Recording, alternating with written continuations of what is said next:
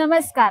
मराठी मूडमध्ये तुमच्या सर्वांचं स्वागत आहे. तुम्हाला माहिती आहे की 98वे अखिल भारतीय मराठी साहित्य संमेलन तालकटोरा स्टेडियम वरती होत आहे. तालकटोरा स्टेडियम हे दिल्लीमधील अतिशय प्रसिद्ध स्टेडियम आहे. पण तुम्हाला माहिती आहे का, हे स्टेडियम एका मराठी माणसाने बांधलेलं आहे आणि ते पांडुरंग चव्हाण सर आज आपल्या सोबत आहेत आणि आपण जाणून घेणार आहोत हे मोठं तालकटोरा स्टेडियम कसं बांधलं त्यांनी ते. नमस्कार सर, तुमचं मराठी मूडमध्ये स्वागत आहे. एका मराठी माणसाने तालकटोरा स्टेडियम बांधलं ह्याचा आम्हाला महाराष्ट्रीय म्हणून खूप अभिमान वाटतो आणि तिथे आज 98वे मराठी साहित्य संमेलन होत आहे. तर हे स्टेडियम तुम्ही कधी बांधलं किंवा काय होता तो प्रवास? हा स्टेडियम जो आहे, इंदिरा गांधी प्रधानमंत्री आणि डॉक्टर जयसिंग हे राष्ट्रपती होते.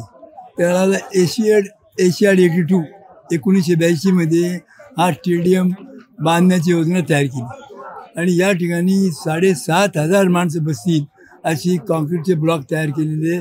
आम्ही 60 माणसं 6 महिने 60 लाख रुपयामध्ये हे काम कंप्लीट केलेलं आहे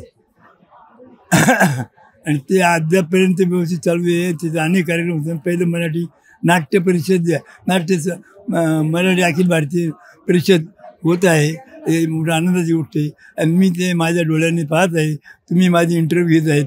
मला त्याच्याबद्दल समाधान वाटते की आपण केलेल्या कार्याची पावती कमीत कमी आपल्या डोळ्यासमोर पाहायला मिळेल. नक्की. तुम्हाला माहिती असेल तर पांडुरंग चव्हाण सर हे आपल्या नाशिक मधले आहेत आणि त्यांचा गल्ली ते गल्ली व्हाया दिल्ली हे पुस्तकही आहे की ज्याच्यामध्ये त्यांचा अख्खा प्रवास नाशिक वरून ते दिल्लीपर्यंत कसे पोहोचले आणि त्यांचं अत्यंत म्हणजे ह्या तालकटोरा स्टेडियमच्या उद्घाटनाचे फोटोही तुम्हाला त्यांना बघता येतील. सर, ह्या पुस्तकाविषयी तुम्ही काय सांगाल? म्हणजे हे पुस्तकाविषयी तुम्ही काय सांगाल? तुम्ही लिहिलेलं. आता थोडक्यात म्हणजे माझं माहिती सांगतो. मी चांदवड तालुका, नाशिक जिल्हा, महाराष्ट्रात राहणारा माणूस. एक खेडेगावामध्ये 700 लोक असताना जन्म झाला आणि त्यानंतर माझं शिक्षण द्यायनं 4थीपर्यंत आमच्या गावी झालं. 5वी शिरूण गावे. पुढे नंतर 6वीमध्ये मी गेलो. त्या ठिकाणी माझी परिचय 6वी पास झालं. पुढे शिक्षणाचे पैसे शाळेतून नाव काढले आणि नंतर मला झाल्यानंतर पुढे मी पिंपळगाव बसून ते इंदोर ग्वाल्हेर करून इंजिनियर झालो आणि पहिला महाराष्ट्र इंजिनियर 1958मध्ये यशवंत चव्हाणांनी मला दिल्ली नोकरी लावली आणि सिमेंट कॉन्क्रीटचा पोल भारतात पहिल्यांदा मी तयार केला अशी माहिती. म्हणजे खरं तर नाशिक मधून छोट्या गावातून येऊन सुद्धा तुम्ही एवढा प्रवास केलात आणि तुम्हाला माहितीये आजोबांचं वय 92 वर्ष आहे आणि तरी ते उत्साहाने आपल्या मराठी साहित्य संमेलनाला आलेले आहेत.